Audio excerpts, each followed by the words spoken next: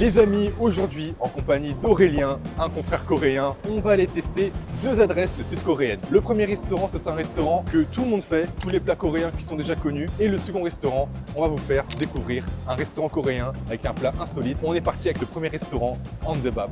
C'est parti.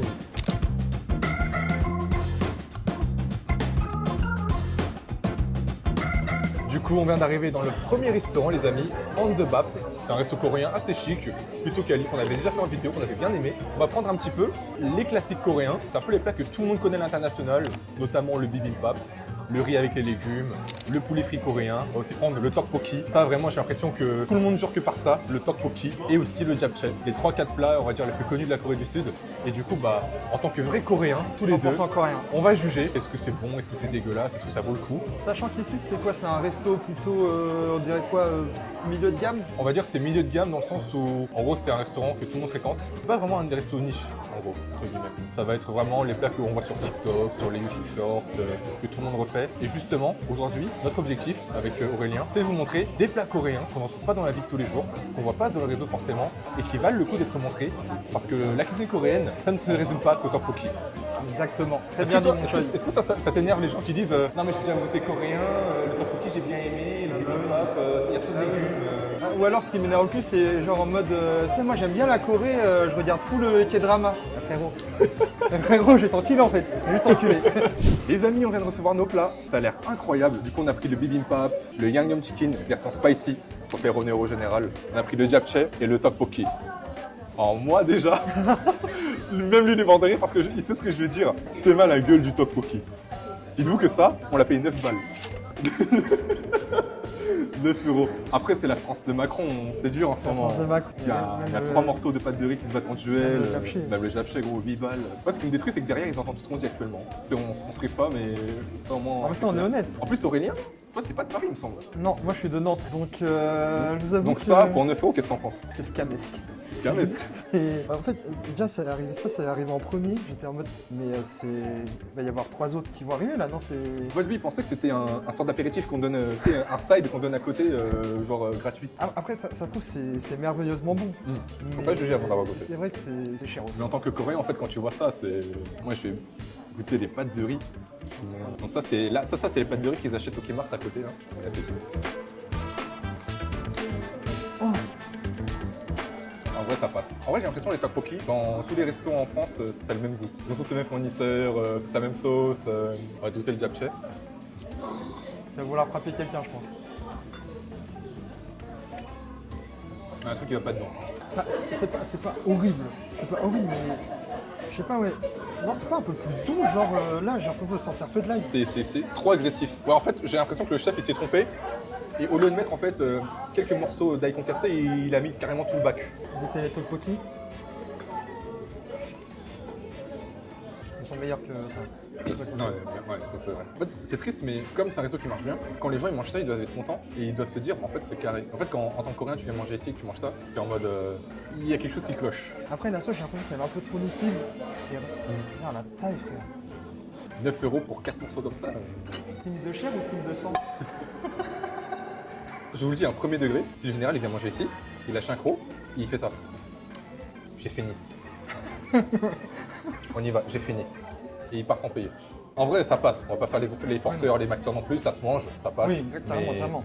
Mais là, on juge en tant que coréen, donc on est plus sévère forcément. Et puis le prix aussi, on est obligé d'être un peu plus exigeant. On va goûter peut-être le poulet. Alors, d'habitude, le poulet coréen, c'est un tapin. C'est dur de le rater, Ouais, c'est un tu peux pas classique. le rater. Le poulet coréen, il est connu à l'international comme étant un très très bon poulet. D'habitude, ils donnent des gants, mais ils sont passés coréens, j'ai l'impression.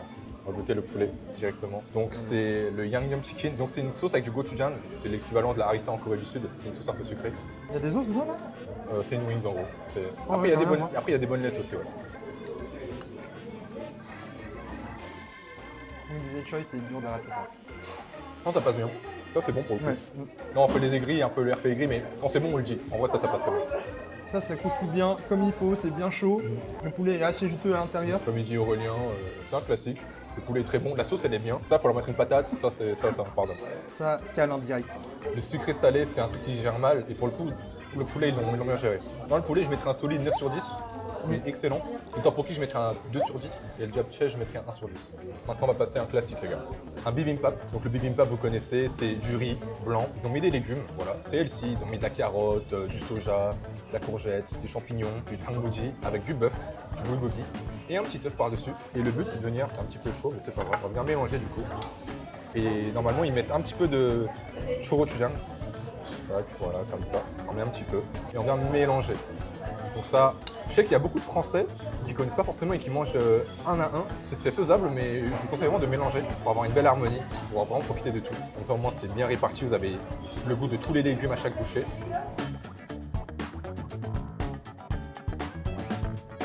Voilà, on est plutôt pas mal.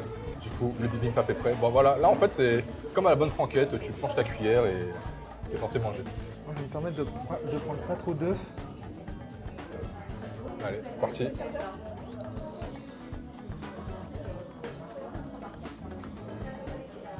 En vrai, le bibimbap est très bon. Après, rater un bibimbap, c'est comme si tu ratais une purée, donc, mais ça reste très bon. Moi, je vais mettre un peu de 8 sur 10. Le bœuf, il est bon. Il est bien assaisonné comme il faut. Le riz, il est parfaitement cuit. Le riz, on n'en parle pas beaucoup, mais tu as des restaurants, je vous jure que c'est possible. Ça m'est déjà arrivé. Le riz, ils l'ont mal cuit et t'as l'impression de croquer dans des céréales. Et ça, c'est horrible. Ça, c'est carton rouge. Et à contrario, le riz trop cuit, c'est aussi putain, tout pâteux et tout là. Ça, c'est presque un sans faute. Et ça, je leur dis, mais allez vous faire En fait, là, le restaurant, c'est un peu mi-figue, mi-raisin. T'es à la fois énervé et à la fois t'es content parce que les classiques, ils les ont foirés. Les plats qui sont plus durs à faire, ils les ont mieux réussi que les tapines. Mais en vrai, ça reste une très belle expérience. En vrai, si vous voulez manger coréen ici, ça fait largement l'affaire. Mais voilà, ça, c'est les plats que tout le monde connaît de base. Maintenant, les amis, on va vous montrer un plat que vous allez vous dire, c'est vraiment coréen, surtout que c'est un restaurant qui est archi en vogue en ce moment et on est parti tout de suite. Du coup les amis, après avoir fait le premier restaurant qui était un peu mid, on vient d'arriver au second restaurant qui est censé être une masterclass. C'est le restaurant d'un gagnant de Top Chef version coréen, Culinary Class War. C'est une émission qui fait fureur actuellement sur Netflix. Et aujourd'hui, on va essayer justement d'avoir un vrai plat coréen puisque c'est très très rare. En plus, Aurélio, il part bientôt en Corée du Sud. On va essayer d'avoir un avant-goût de la Corée du Sud directement en France. Ça sent bon cette histoire. Hein. En tout cas, les gars, on est parti. Là, dites-vous que d'habitude, il y a la queue de zinzin. On a eu de la chance aujourd'hui. On n'a pas fait beaucoup de queue. On a attendu à peu près une vingtaine de minutes. On est parti pour découvrir ce joyau caché parmi les restos coréens.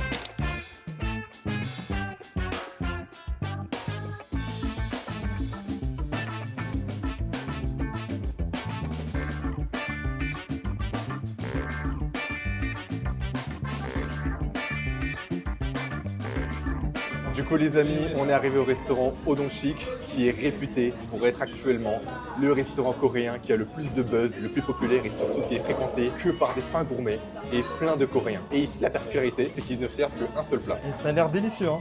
Ça a l'air incroyable. En plus, comme vous le voyez, tout est fait devant vous. C'est un live cuisine show, tout est fait devant vous. C'est un gage de confiance, de qualité et ça te met surtout en appétit. Et là, on va vous présenter un petit peu plus en détail ce plat. Donc ici, comme vous le voyez, ils proposent qu'un seul plat, c'est le Twejjikomtang. Donc c'est une soupe coréenne. Donc c'est du riz avec un bouillon aux légumes et ils rajoutent des tranches de porc par-dessus. Il y a aussi une version végé. Donc on va se régaler les amis. Et regardez le bouillon, comment il a l'air. C'est clear, c'est propre. J'avoue, c'est bien Il transparent. est cristallin, il est bien transparent le bouillon, il est incroyable. Ils vous servent des katsugi, donc c'est une variante du kimchi avec du navet. On l'avait déjà montré, c'était la recette avec le général. Putain, il y a une quantité de viande, frère, regarde. Donc là on mélange bien la soupe. Mais le rituel les gars, c'est d'abord de goûter le bouillon. Le bouillon pur. Le bouillon pur. Pour bien profiter de ce bouillon. Ça a l'air bouillant, pardon. Et c'est incroyable. Hyper fin en fait. C'est hyper fin. Ça a vraiment le même goût que quand tu manges à la maison en Corée. Enfin il y a une vraie adresse en France. Ça fait plaisir. Pour que tu dises ça, mon gars. Vous savez, hein, moi je suis l'aigri originel. Quand il s'agit de restaurants sur Paris, en France, je suis le premier à critiquer, le premier sur les nerfs, aux aguets. Vous savez, c'est les restaurants pour décuver. Quand tu te mets une race en soirée, après les boîtes de nuit, les karaokés, c'est les restos ouverts H24. Tu vas à 5h du mat, tu prends un petit ticket, un petit train pour te requinquer. Bah, c'est exactement la même vibe. Sauf que là, c'est vraiment une version premium. 90% des restos ici, ils utilisent de vieux kimchi pourris des Chinois et font passer ça comme du fait maison en fait. Ça dégoûte. Et ici, on sent que c'est le vrai bail. Et Dieu sait qu'on déteste les Chinois. Genre avec le riz dedans là. Putain, ça rajoute tellement alors que le Ouais, riz, non, ça n'a pas de goût. on dirait que c'est un autre plat. Ah ouais, putain. C'est- Quand tu prends c'est du riz dingue. avec le. En fait, c'est tellement des ingrédients simples, mais bien mélangés, c'est tellement efficace. Parce que ça, là-bas, c'est vraiment le plat du charclo en coréen. Faut vous le dire. Ça, c'est le genre de plat, tu payes 1000 won, tu payes genre 2500. C'est 1,70 €. Et ici, forcément, c'est plus cher, mais clairement, ça mérite son prix. Hein. Avoir cette qualité-là en France, c'est du jamais vu. De toute façon, les gars, dans le restaurant, vous voyez, il n'y a que des bridés, il n'y a que des Coréens. Alors d'habitude, en Corée, ils vous donnent cette sorte de petite pâte, le gochujang. Et ça, en fait, normalement, tu le mélanges dans le plat. Et ici, le chef, il nous a conseillé de ne pas le mélanger pour vraiment conserver le goût du bouillon à l'état pur. Et justement, de prendre les morceaux de porc, les tranches de porc, et directement les tremper dedans, comme ça. On va l'écouter. Ah, c'est banger. C'est Narissa amélioré. Ça, je pense que si le général était venu, il aurait pété son crâne. Ah ouais, c'est méchant. En fait, ça fait du bien d'avoir un truc qui pique mais qui a du goût en même temps. Exactement. Je pense que c'est la seule fois où vous me verrez dire du bon d'un restaurant coréen sur Paris. Et d'ailleurs, au moment où vous verrez cette vidéo, on aura sûrement déjà sorti les 3 adresses que je fais hors vidéo. Les restaurants que je kiffe vraiment. Bah, je pense que ça peut rentrer dedans, carrément. Ça, c'est un truc que je pense.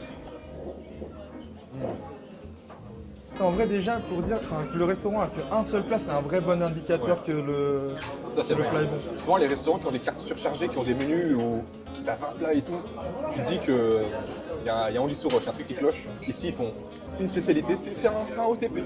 Ici, c'est OTP Draven. C'est des toxiques, mais ils savent ce qu'ils font. Alors, les gars, je rappelle, hein, Aurélio, il part bientôt en Corée. C'est pas mal de temps. On va faire des vidéos aussi là-bas, n'est-ce pas, sur son aventure. Vous avez ses chaînes aussi dans la description, de Nuit de la Force. Je sais que ça paraît raciste et très communautariste, mais quand tu vois que des Coréens dans un restaurant, c'est que c'est bon signe. Ce plat, je ne vais pas lui donner une note, c'est un 10 sur 10 automatique. Ça, c'est. Putain, c'est vraiment c'est incroyable. Hein. Franchement, j'ai jamais goûté un bouillon aussi pur. Enfin, c'est trop bizarre de dire en fait comment il est le bouillon. Tellement c'est genre pur, t'as l'impression de sucer plus- l'animal directement. En plus, là, les gars, on a commandé un beignet de fruits de mer, ces petites entrées, avec des petits oignons confits. Let's go, regardez l'intérieur. Oh, ça a l'air incroyable. Ça sent tellement bon. C'est quoi, c'est de la chair de quoi? Je pense qu'on aurait de la crevette avec de la farine et des petits légumes, des carottes, un petit peu de poireaux, une petite boulette. Let's go. Ça fait une dinguerie. Avec les oignons, c'est un peu des oignons, des pickles d'oignons, je pense, non? Ça, c'est Game Breaker. Hein. Ça, c'est vraiment incroyable. La chair, Les elle est gars. bien ferme. Là, les gars, j'ai envie d'en commander un deuxième. Tellement c'était bon. En tout cas, les amis, banger absolu. Hein. On recommande pour le coup. Il y a peut-être un peu de queue de temps en temps si vous venez à midi, mais franchement, ça vaut le détour. Ah, les gars, qu'est-ce qu'on a bien graille. C'était délicieux, putain. Franchement, c'était à la hauteur de nos attentes. Puis au niveau. En fait, c'est rare quand t'es autant hypé par un resto que ce soit aussi bon. Tu sais, souvent quand on te vend un resto de fou et que tu le goûtes, tu te dis ouais, c'était bon, mais pas tant que ça. Oui, il manquait quelque chose. Là, pour le coup, il y avait tout qui était excellent. Toutes les promesses ont été tenues, on peut le dire. Exactement. Non, franchement, c'était incroyable. Bah, j'espère que ça t'a fait plaisir de nous accompagner. Incroyable, dans cette merci mon vidéo. frérot. Hein. Ça Putain, fait merci plaisir de nous beaucoup. accompagner. En tout cas, les gars, Aurélie aussi, il part en Corée du Sud, il va faire du contenu en coréen. Ouais. On fera sûrement des vidéos aussi avec le général quand on sera tous en Corée du Sud. Ah, mon plus grand rêve. Du coup, les gars, pour la dernière vidéo, on teste 3 adresses que je fais hors vidéo. Ce sera juste ici. Et on vous dit à la prochaine. Ciao, ciao.